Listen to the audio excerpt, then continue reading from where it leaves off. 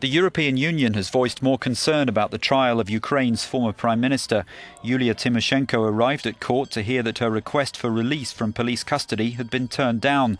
She was detained on Friday for contempt of court. She's accused of abuse of power by illegally agreeing a gas contract with Russia.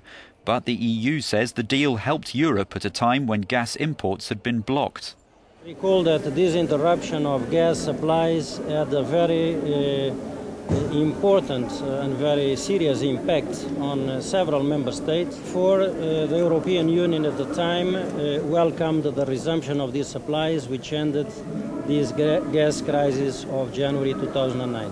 And this is why this particular case is also very important to us. Although the protest was largely peaceful, some scuffles were reported outside the court between police and demonstrators. Hundreds of Tymoshenko's supporters have been camping out. Like her, they argue the case is politically motivated. It's the last stand, says this man. After this, there'll be dictatorship. We can have a regime like in Belarus, or we can live in a democratic country. It's up to the people.